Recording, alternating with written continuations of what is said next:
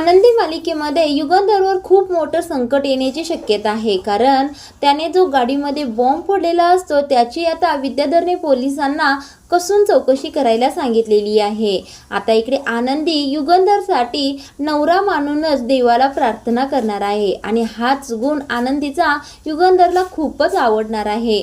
तर प्रेक्षकांनो, येणाऱ्या भागांमध्ये खरंच युगंधरला विद्याधर तुरुंगामध्ये टाकणार का, हेच आपल्याला पाहायला मिळणार आहे। आता आपण काल पाहिलं होतं की विद्याधर खूपच जखमी झालेला असतो आणि घरी पोलिसांना घेऊन आलेला असतो आणि विद्याधर युगंधरला म्हणत असतो की तुला आता मी सोडणार नाही, तू माझी ही अवस्था केलीस, तू मला मारण्याचा प्रयत्न केलास, तुला मी तुरुंगात टाकूनच गप्प बसणार। त्यावेळेला आता युगंधर म्हणत असतो तुझ्याकडे काय पुरावा आहे की मी त्या गाडीमध्ये बॉम्ब फोडला आहे म्हणून, तू अगोदर पुरावा घे आणि मग माझ्याशी बोलायला ये। त्यावेळेला विद्याधर म्हणत असतो तुला एवढीच हौस आहे का तुझी आबरू येशीवर टांगण्याची, तर ठीक आहे, मी सुद्धा पोलिसांना या गाडीची आणि या केसची कसून चौकशी करायला लावणार आहे। आता इथे युगंधर काही केल्याने विद्याधरला घाबरायला तयारच नसतो। म्हटल्यानंतर विद्याधर पोलिसांच्यावर चिडतो आणि म्हणत असतो ओ इन्स्पेक्टर, काय बघत उभारलाय तुम्ही तमाशा, बरं चला केसची एकदम कसून चौकशी करा, याच्या विरोधात काही जरी पुरावा मिळाला तर मला लगेच सांगा आणि याच्या विरोधात पुरावा घेऊनच माझ्याकडे यायचं, काहीही झालं तर याला अटक झालीच पाहिजे। आता हे ऐकून इन्स्पेक्टर म्हणत असतात ठीक आहे, आम्ही या केसची अगदी कसून चौकशी करतो असं म्हणतात आणि ते निंबाळकरांच्या घरातून निघून जातात। आता पोलीस गेल्यानंतर हा विद्याधर घरच्या सगळ्यांना सांगत असतो की तुम्ही सुद्धा सगळ्यांनी कान उघडं ठेवूनच ऐका, तुमचा हा युगंधर मालक साहेब आता तुरुंगामध्ये जाणार आहे आणि याला मोठ्यातली मोठी शिक्षा मी करणार आहे। आणि आता हे ऐकून युगंधर म्हणत असतो शहाणी माणसं युद्धाच्या अगोदरच निकाल जाहीर करत नाहीत। आता युगंधर म्हणत असतो अगोदर काही बोलू नकोस, अगोदर तू जिंकून तरी दाखव, मग आपण बोलूया की निवांत बसून, असं म्हणतो आणि युगंधर शिर्केंना घेऊन त्याच्या रूम मध्ये काम करण्यासाठी निघून जातो। इकडे पाठीमागे आता विद्याधरची नुसती आग भाग झालेली असते, त्याला पुन्हा पुन्हा गाडीमध्ये जो बॉम्ब फुटलेला असतो तो क्षण आठवत असतो। आता इकडे युगंधर रूम मध्ये आल्यानंतर लगेच शिल्पा पाठीमागून येते आणि शिल्पा युगंधरवर चिडलेली असते। ती म्हणत असते युगंधर तू काय केलंस बरं, निंबाळकरांच्या घराबाहेर गाडीमध्ये बॉम्ब ब्लास्ट करून आणलास तू। आता इथे युगंधर रूम मध्ये आल्यानंतर शिल्पा सुद्धा पाठीमागून आलेली असते आणि युगंधरवर चिडलेली असते। ती म्हणत असते युगंधर तू काय केलंस बरं, निंबाळकरांच्या घराबाहेर तू बॉम्ब ब्लास्ट घडवून आणलास, तेही सख्या भावावर, तुझ्याकडे ही अपेक्षा अजिबात नव्हती बघ। युगंधर म्हणत असतो विद्याधरने जे आनंदीच्या बाबतीत केलं ते मला अजिबात आवडलेलं नाही आणि त्याला त्याच्याच भाषेमध्ये उत्तर देणं गरजेचं होतं। आता शिल्पा शांतपणे युगंधरचं बोलणं ऐकत असते आणि युगंधर म्हणत असतो त्याने निष्पाप आनंदी बरोबर जे काही कृत्य केलं ते मला अजिबात आवडलेलं नाहीये आणि म्हणूनच मी हे घडवून आणलं आहे। त्यावेळेला शिल्पा थोडीशी शांत होते आणि पुन्हा युगंधरवर चिडते। आता म्हणत असते तू त्या आनंदीसाठी हे सगळं केलंस, सख्या भावाला जीवे मारण्याचा प्रयत्न केलास त्या मुलीसाठी। युगंधर तुला कुटुंबाची काळजी नाहीये का, तुला तुझ्या भावाची अजिबातच काळजी नाही, तू इतका क्रूर कसा काय झालास बरं।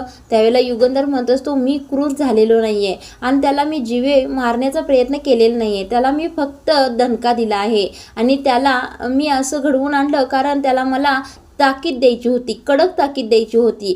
त्याने या आधी सुद्धा आनंदी बरोबर मानसिक छळ केला आहे आणि आता तर त्याने त्या आनंदीला जीवे मारण्याचा प्रयत्न केला आणि म्हणूनच मला तर आता पश्चाताप होत आहे, त्याला मी नुसता दणका का दिला, त्याला मी जीवेच मारला का नाही बरं। आता शिल्पा युगंधरच्या काळजीपोटी म्हणत असते युगंधर तू काय बोलायला लागलायस, मला तर आता भीतीच वाटायला लागली तुझं ऐकून आणि तू विद्याधरला ओळखतोस ना, तो आता शांत बसणार नाही, तो या केसची चौकशी करायला सांगणार। आता शिल्पा युगंधरला म्हणत असते नाही नाही, तुला त्याने कोर्टात खेचण्या अगोदर मी विद्याधरला ही केसच, ही फाईल मागे घ्यायला सांगते, असं म्हणून शिल्पा जाणार। तेवढ्यातच युगंधर म्हणत असतो ताई अजिबात गरज नाहीये, माझी बाजू घेऊन तू विद्याधरशी बोलायला जाणार नाहीस आणि या युगंधरला आलेल्या परिस्थितीला कसं तोंड द्यायचं ते बरोबर माहीत आहे आणि ताई तू आमच्या दोघांच्या मध्ये पडू नकोस, मी काय करायचं ते पाहतो आणि तू आता इथून जा बरं। शिर्के आणि मला फॅक्टरीच्या कामाबद्दल खूपच महत्त्वाचं बोलायचं आहे आता शिल्पा हे ऐकून रूमच्या बाहेर येणार इतक्यातच आनंदी बाहेर हे सगळं बोलणं ऐकत उभारलेली असते. आता शिल्पा बाहेर येते दार उघडून आणि पाहते तर काय आनंदी सगळं बोलणं चोरून ऐकत उभारलेली असते. आता हे पाहिल्यानंतर आनंदी तर खूप घाबरलेली असते, कारण आता शिल्पाताई तिला ओरडणार हे तिला पक्क माहीत असतं. आता शिल्पाताई काय करतात, दार ओढून घेतात आणि या आनंदीला पुन्हा दंडाला जोराने धरतात आणि म्हणत असतात, किती मूर्ख आणि निर्लज्ज आहेस ग, आमचं बोलणं चोरून ऐकायला लागलीस. या घरामध्ये एवढं मोठं वादळ, एवढं मोठं संकट आलंय ते फक्त तुझ्यामुळे आलं आहे आनंदी. आणि विचार कर, जर युगंधरने गाडीमध्ये जो ब्लास्ट घडवून आणला त्यामध्ये विद्याधरला जर काही झालं असतं तर युगंधर जन्मभर तुरुंगामध्ये सडत पडला असता. आता ही शिल्पा पुन्हा आनंदीच्या गालाला जोराने दाबून धरते आणि म्हणत असते, माझ्या भावांना जर काही झालं तर मी तुला जीवे सोडणार नाही. आणि जोराने आनंदीला हिसका मारते आणि तेथून निघून जाते. आता ही शिर्के फॅक्टरीच्या कामासंबंधित महत्त्वाचे फाईल युगंधरला दाखवत असतात. आता युगंधर ती फाईल पाहत असतो. तेवढ्यात शिर्के काही म्हणत असतात, मालक साहेब मला तुमच्याशी थोडं बोलायचं होतं, कामासंबंधित नाही तर थोडंसं वेगळं होतं. त्यावेळेला युगंधर नुसता हूच करतो. आता शिर्के म्हणत असतात, मालक साहेब खरंच कठीण परिस्थिती आहे, पोलिसांनी जर कसून चौकशी केली तर गाडीमध्ये जो बॉम्ब ठेवला होता ते त्यांना बरोबर माहीत पडणार आणि आपल्या दारापर्यंत पोलीस यायला वेळ लागणार नाही. खरंच ही परिस्थिती खूपच कठीण आहे, आता काय करायचं. आता शिर्के यांना युगंधरची खूप काळजी वाटत असते म्हणून ते बोललेले असतात. पण इकडे युगंधर म्हणत असतो, शिर्के काळजी करण्याची काहीच गरज नाहीये. पोलिसांना आणि कायद्याला निंबाळकरांच्या घरापर्यंत उमऱ्यापर्यंत कधी यायचं आणि कधी यायचं नाही ते बरोबर माहीत आहे. बरं ते राहू दे, कोल्हापूरच्या फॅक्टरीचं काम कुठेपर्यंत आले आहे बरं. आता शिर्के काहीच बोलत नाहीत, शांत उभारतात. पण युगंधर पुन्हा म्हणत असतो, फॅक्टरीचं काम अगदी व्यवस्थित आणि वेळेतच झालं पाहिजे, माल अगदी जिकडे तिकडे वेळेतच पोहोचला पाहिजे. ऐकून शिर्के म्हणत असतात, मालक साहेब 70% माल तयारच आहे आणि माल लवकरात लवकर पोहोचेल, पण ह्या प्रकरणाचं काय करायचं बरं. आता पुन्हा शिर्के काळजी व्यक्त करत असतात पण युगंधर ऐकत नाही आणि युगंधर म्हणतो, रात्र खूप झाली आहे शिर्के, तुम्ही निघा आता. असं म्हटल्यानंतर शिर्के म्हणतात, हो मालक साहेब मी निघतो आणि तुम्हाला काही जरी वाटलं तर मला लगेच फोन करा आणि मी वकिलांशी बोलून घेतो. आता पुन्हा युगंधर शिर्केंचं बोलणं ऐकून घेत नाही आणि म्हणत असतो, तुम्हाला निघा म्हटलं नव्हे, निघा तुम्ही येथून बरं. असं म्हटल्यानंतर शिर्के आता तेथून निघून जातात. आता इथे खूप रात्र झालेली असते आणि आनंदी देवासमोर उभारून जपमाळ घेऊन जप करायला लागलेली असते. डोळे बंद करून अगदी मनापासून देवाची प्रार्थना करत असते. इतक्यातच युगंधर खाली आलेला असतो आणि तो येऊन पाहतो तर काय आनंदी एकटीच देवासमोर उभारून जप करायला लागलेली असते. आता थोडा वेळ युगंधर आनंदीकडे पाहतच राहतो आणि पुढे येतो, चप्पल काढतो आणि स्वतः आनंदीजवळ येऊन उभा राहतो आणि तिच्याकडे पाहत असतो तर ती जप करण्यामध्ये अतिशय मग्न झालेली असते. आता इकडे युगंधर आनंदीला म्हणत असतो, एवढ्या रात्री आनंदी कसला जप करत आहेस आणि काय करत आहेस बरं तू. त्यावेळेला आता आनंदी जप पूर्ण करते, देवाला नमस्कार करते आणि माळ तिथेच देवाऱ्यात ठेवते आणि युगंधर समोर येऊन उभी राहते. त्यावेळेला आता युगंधर पुन्हा म्हणतो, एवढ्या रात्री कुणासाठी जप करायला लागलीस बरं. त्यावेळेला आनंदी म्हणते, नाही मी अशी सहजच करायला लागली होते. आता इथे आनंदी खोटं बोलत असते पण युगंधर म्हणत असतो, मला माहीत आहे तू जप का करत होतीस, विद्याधरपासून मी वाचावं म्हणून माझ्यासाठीच जप करत होतीस ना.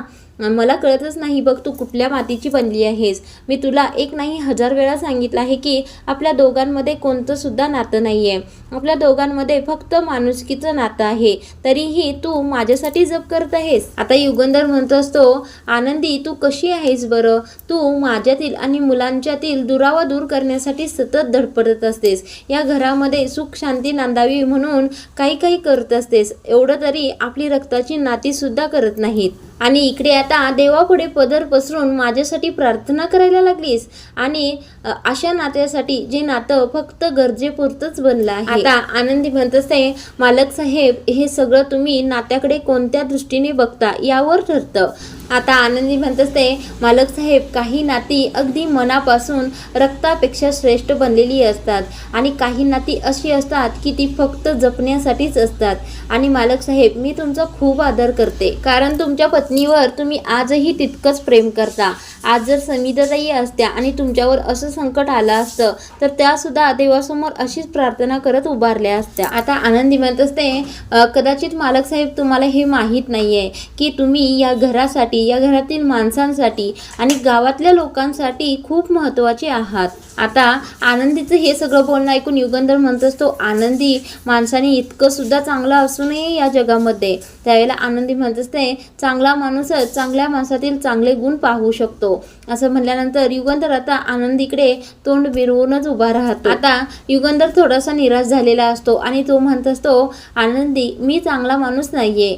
हे ऐकून आनंदी म्हणत असते, मालक साहेब तुम्ही चांगले आहात की वाईट हे ठरवण्याचा अधिकार तुम्ही स्वतःकडे घेऊ नका, तर तो समोरच्याला द्या. आता इकडे आनंदीचं हे बोलणं ऐकून युगंधर काहीच बोलत नाही आणि काढलेलं चप्पल घालतो आणि तेथून निघून जातो. आता जाता जाता तो पुन्हा एकदा आनंदीकडे पाहतो. आता तो तिथून निघून गेल्यानंतर आनंदी पुन्हा देवासमोर येते आणि जप करायला सुरू करते. आता इकडे रूममध्ये धनश्री तिचं आवरत असते आणि विद्याधरने पोलिसांना फोन लावलेला असतो आणि इन्स्पेक्टरला म्हणत असतो, काय हो इन्स्पेक्टर कुठंपर्यंत आली आहे चौकशी? आणि म्हणत असतो, काय चाललंय तुमचं बरं, एवढी वेळ लागते का पुरावा शोधण्यासाठी? आता हा विद्याधर पोलिसांना भीती घालत असतो. तो म्हणत असतो, तुम्हाला माहित नाही का तुमच्या समोर कोण आहे ते, आणि माझी गाडी जर जळू शकते तर तुमची वर्दी सुद्धा धोक्यात येऊ शकते, एवढं लक्षात ठेवा. आता हा विद्याधर पोलिसांना सांगत असतो, ती जळलेली गाडी आहे ती चांगल्या तुमच्या टीमकडून तपासून घ्या आणि त्यामध्ये काही ना काहीतरी पुरावा मिळालाच पाहिजे.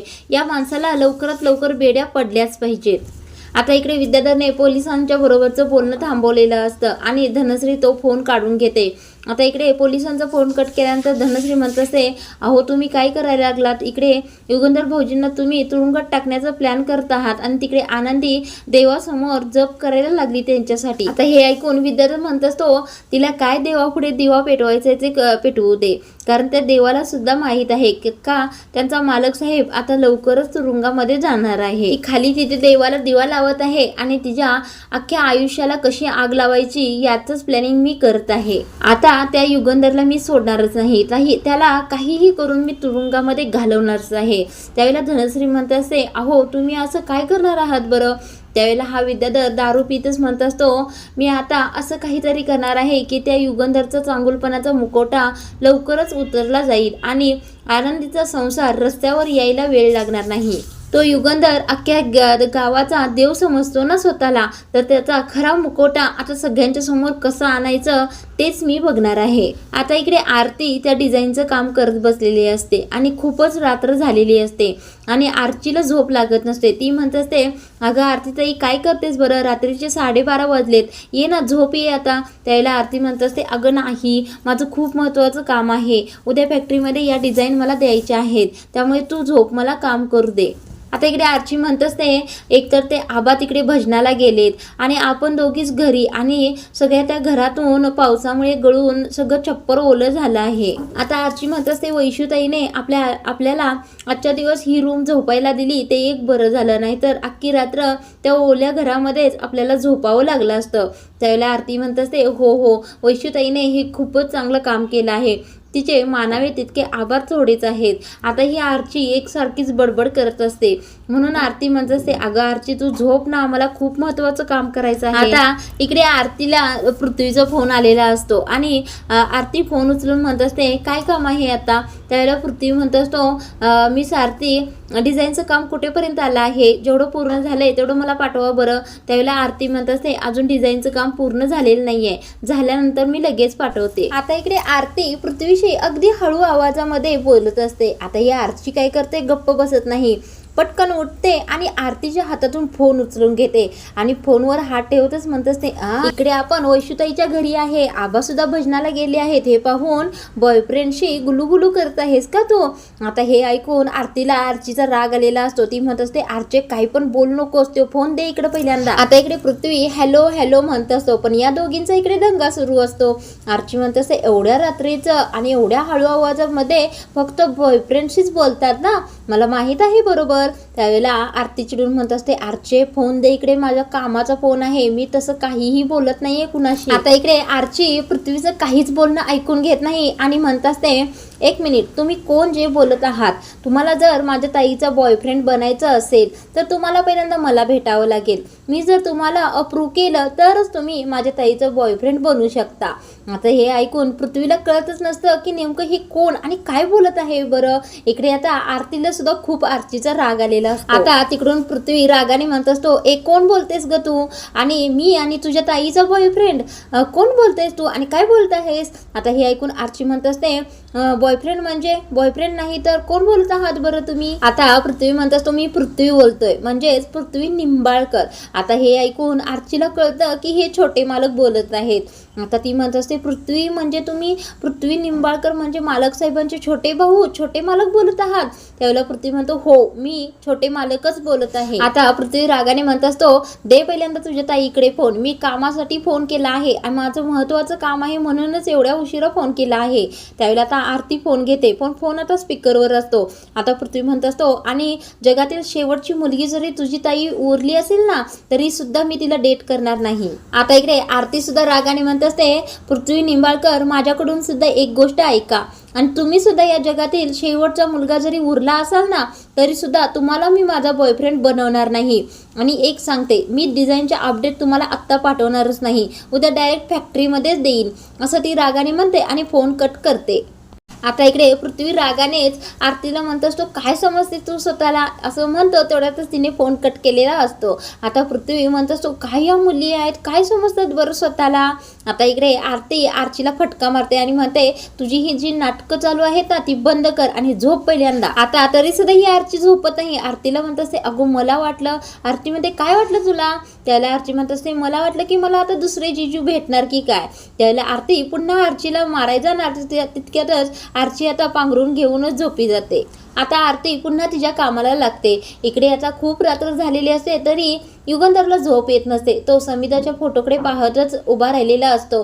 त्याच वेळेला त्याला आनंदीचं बोलणं आठवतं. त्यामध्ये आनंदी म्हणालेली असते, मालक साहेब तुमच्यावर जर संकट असं आलं असतं तर समिताताई सुद्धा अशीच तुमच्यासाठी प्रार्थना करीतच उभे राहिले असते. आता आनंदी हे सुद्धा म्हणत असते की मालक साहेब तुम्ही चांगले आहात की वाईट याचा निर्णय घेण्याचा अधिकार तुम्ही स्वतःकडे ठेवू नका, तो समोरच्याकडे द्या, आणि तुम्ही माझ्यासाठी खूप चांगले आहात. आता हे युगंधरला आठवत असतं. इतक्यातच शिर्केंचा फोन युगंधरला येतो. आता शिर्के म्हणत असतात, मालक साहेब खूप मोठा प्रॉब्लेम झाला आहे, आता काही खरं नाही. त्या पोलिसांनी विद्याधरच्या सांगण्यावरून ती गाडी लगेचच चौकशीसाठी घेतली आहे. आता शिर्के युगंधरला सांगत असतात की त्या पोलिसांना आपल्यावर डाऊट आला आहे आणि आता पोलीस सगळा तपास करत करत आपल्या फॅक्टरीपर्यंत पोहोचतील आणि फॅक्टरीपासून तुमच्यापर्यंत पोहोचायला त्यांना वेळच लागणार नाही. आता काय करायचं बरं आपण? आता शिर्केंना मात्र युगंधरची खूपच काळजी वाटत असते. ते सतत युगंधरला सांगत असतात की पोलीस तपास करतच आपल्यापर्यंत पोहोचले तर करायचं काय आपण? पण युगंधर काही केल्याने शिर्केंची काळजी समजायला तयारच नसतो. युगंधरच्या मनात नेमकं काय चाललं आहे तेच कळत नाही. आता तो म्हणत असतो, शिर्के खूप रात्र झाली आहे, तुम्ही घरी जा आणि निवांत झोपा. आता इकडे शिर्केंना मात्र कळत नसतं की मालक साहेबांच्या डोक्यात मात्र काय चाललं आहे. आता शिर्केंना इकडे एक प्रश्न पडलेला असतो की एवढे प्रॉब्लेम चालू असताना मालक साहेब इतके शांत कसे काय राहू शकतात बरं? मला तर काही कळनाच झाले. आता इकडे युगंधर मात्र काहीतरी विचार करायला लागलेला असतो. आता पुढील भागामध्ये युगंधर नेमका या समस्येवर कसं उत्तर शोधणार आहे तेच आपण पाहणार आहोत. आता पुढील भागामध्ये मिताली इथे पृथ्वीला म्हणत असते की आपल्या नवीन प्रोजेक्टसाठी एक प्रोफेशनल मॉडेल लागेल आणि अचानक अशी आपल्याला मॉडेल कुठून बरे मिळेल? त्याला पृथ्वी म्हणत असतो, माझ्या प्रोजेक्टसाठी मॉडेल बाहेर शोधण्याची गरजच नाही, मॉडेल घरामध्येच आहे. आता हे ऐकून शिल्पाला वाटत असतं की पृथ्वी नवीन प्रोजेक्टची मॉडेल मलाच बनवणार आहे. आता धनश्री शिल्पाताईंना म्हणत असते, शिल्पाताई मॉडेल तुम्हीच असणार बरं का? त्या शिल्पाताई म्हणत असतात, हो मला माहीत आहे ग, मीच असणार आहे. पण इकडे काही वेगळंच घडतं. पृथ्वी आता पटकन आनंदीचं नाव घेतो. आता आनंदी माझ्या नवीन प्रोजेक्टची मॉडेल असणार आहे असं पृथ्वी म्हणाल्यानंतर शिल्पाताईंना खूप जोराचा धक्का बसतो. आता पुढील भागामध्ये या विद्याधरची नांगी युगंधर कशी ठेचणार आहे तेच आपल्याला पाहायला मिळणार आहे.